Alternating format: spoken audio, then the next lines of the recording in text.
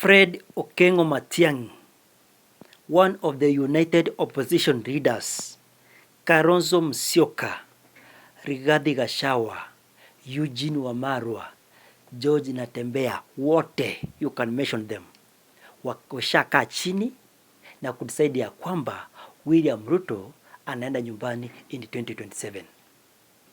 But Fred Okengo Matiang'i aliweza kusimama imara na kuweza kuambia President William Ruto ya kwamba wakati alikuwa CS kwa education aliweza kumake sure ya kwamba exam haikuibiwa na ata make sure in 2027 atakubali ama watakubali katika United Opposition President William Ruto kuiba kura zao za urais in 2027. But before we continue, just take a minute, subscribe on this channel, Kiongozi wa Wanyonge, the voice of the people, because this is the voice of the people and together we stand for truth and change. Sasa tuliona ya kwamba Fred Okengo Matiang'i aliweza kuambia William Ruto ati kwa usimamizi wake atakubali President William Ruto aweze kuiba kura zao in 2027. Na muliona Rigathi Gachagua mwenyewe akisema ya kwamba ati akiambia watu ati hii kitu mnaona ni geni. Ati Fred Okengo Matiang'i ameshika Nyanza, wao wameshika Mount Kenya, Kalonzo Musyoka ameshika Ukambani, na Western imeshikwa yote, ati hakuna mtu ataiba. But nataka niwakumbushe kitu moja, nyinyi watu wa opposition, wakiongoza na Rigathi Gachagua, yakiongoza na Fred Okengo Matiang'i, vile vile na Kalonzo Musyoka. The person you are dealing with ni mtu ambaye alikuwa nje ya serikali ambayo ilikuwa inaongozwa na former President Uhuru Kenyatta na Raila Amolo Odinga ambaye alikuja kwa handshake in 2018. Uhuru Muigai Kenyatta alikuwa na deep state ya kutosha na Raila Amolo Odinga alikuwa na watu. The person you are dealing, he dealt with the former President Uhuru Kenyatta, akadeal na Raila Amolo Odinga pamoja na State House, deep state. And then Fred Okengo Matiang'i during that time alikuwa CS for Interior, alikuwa capable kusimamisha Chebukati asiweze kuannounce William Ruto kwa president. But you know what? Raila Amolo Odinga na the former President Uhuru Kenyatta, they were defeated by President William Samoei Arap Kipchirchir Ruto. Huyo sasa ni mtu ambaye unasema mnaweza dini na yeye mkiwa outside the government.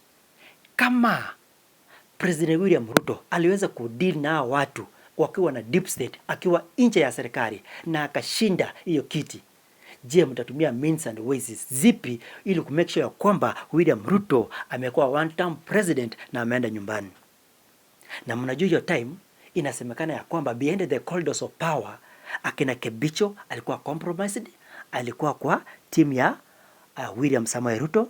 Mnakumbuka akina Fred Okengo Matiang'i, hiyo time akina Peter Munya, Raila Amolo Odinga alikuwa amewapatia CS for agriculture and what, but Fred Okengo Matiang'i akupatiwa any position. Hiyo ni kitu ambao iliweza kukasirika Fred Okengo Matiang'i, ndiye alifanya Kenya alifanya, and then William Ruto akaenda kwa president. Mtu mwingine mnaona ni kwamba alikuwa anaitwa nani? Monica Chuma. Monica Chuma, anything Kenya walikuwa wana discuss wakiwa boardroom na Uhuru Muigai Kenyatta na Raila Amolo Odinga ilikuwa inafikia William Samoei Ruto. Ndio maana Monica Chuma saa hii ako kwa serikali, uko kwa State House, one of the advisors ya kuadvise nani? President William Samoei Ruto. Ndio maana Uhuru Kenyatta na William Ruto wako maadui up this time. Ndio maana Uhuru Kenyatta hajaamini ya kwamba President William Ruto aliweza kutoka outside the government na kuwa the president of this country. But nataka niwaambie, kama mnataka ku make sure William Ruto ameenda nchi ya serikali in 2027, Kenyans, nataka niwaambie, the first thing number one, muweze ku protect your votes. Protecting your votes ni kitu ya maana sana. Mnakumbuka Matiang'i, tulikuwa na by election huko Nyamira. Unaona Fred protect hizo kura zote. UDA ilikuja kujaribu kuja na pesa ili kusweep watu wote, badili nishindikana, and then Fred Okengo Matiang'i akasweep the entire Nyamira County kwa hizo by election. So William Ruto si mtu mwenye unaamka asubuhi na mapema unamtisha ama unasema ya kwamba utamtoa kwa kiti ya urais. My friend, alishinda mashindano mawili, Uhuru Kenyatta na Raila Amolo Odinga. Kama kuna mtu alikuwa na wafuasi and followers ni the late Raila Amolo Odinga. Na Uhuru alikuwa na deep state, but William Ruto aliweza kupenetrate kwa hiyo deep state na akaishinda. Number one, lazima protect your votes, make sure ya kwamba hizi picha mumepiga zimekuwa delivered mpaka kwa tallying center. Lazima mkuwe na parallel tallying center ambayo kura zikipigwa huko kwa wards, kwa counties, kwa constituents zinakuwa delivered to the tallying center. Ndio hapo mtajua kwamba mmeshinda ama hamjashinda. Kama mtafanya hivyo my friend, na mkae na agents, you must have your own agents. Si wale wenye walikuwa compromised in 2022. Raila anadanganywa ya kwamba ati tumekuwa kama agents na Jubilee. My friend, lazima mkae na agents all over the country. Kama mtafanya hivyo my friend, I can assure you William Ruto atakuwa